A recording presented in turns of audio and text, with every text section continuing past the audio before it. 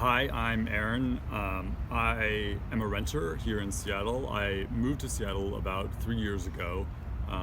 My family's actually from Mexico, and I grew up in Southern California, but lived back east in total for about 11 years. Never quite felt at ease back east. The culture is just so different. And knew I wanted to move back west, and an opportunity came up in Seattle, so that's why I came. When I moved to Seattle, I moved in January in the middle of winter, so that was a little bit of a shock. But I stayed at a couple of different kind of Airbnbs while I was searching for a place to live. Ended up meeting some close friends through that experience, my first Seattle friends, I call them.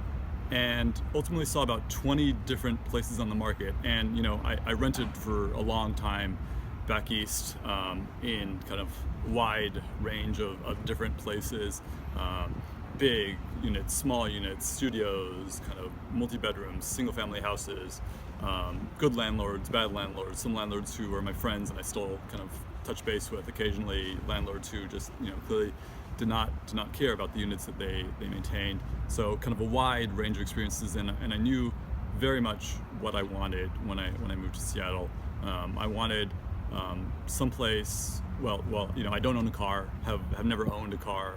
Don't want to own a car. So obviously accessibility, access to bus routes, to easily accessible to my job and to groceries and things like that was very important. I bike a lot, so someplace I could kind of take my bike inside.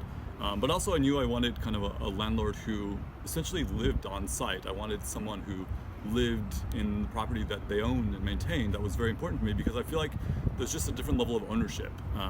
When someone lives on site, they kind of see the building and maintain it just the way you would.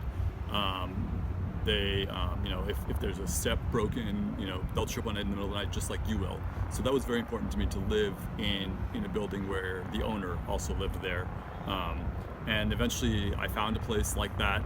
I've been there almost 3 years now. There's been kind of some changes, and some for better, some for worse, but I'm still there. And like all renters, I think, particularly in a growing place like Seattle, I do worry about kind of rent increasing beyond my capabilities.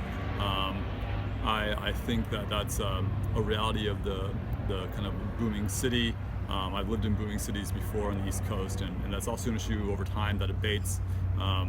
I see kind of this big new building going up kind of 2 doors down, two buildings over, and my hope is that sooner or later all of this new supply is going to catch up with the demand. But I understand that there's a lag, and that takes time. I've lived in a rent-controlled building before when I was kind of just out of college on the East Coast, and I think there's good and bad that goes along with that. But ultimately, I think in a booming housing market like Seattle, anything we can do to help make the market a little bit more fair and a little bit more even.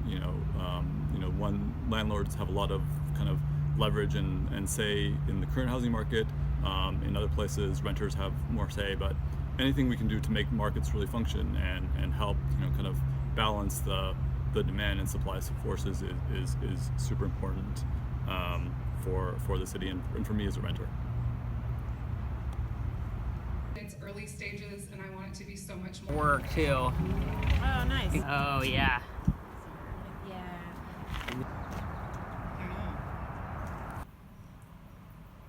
I want to make sure there's enough framing or.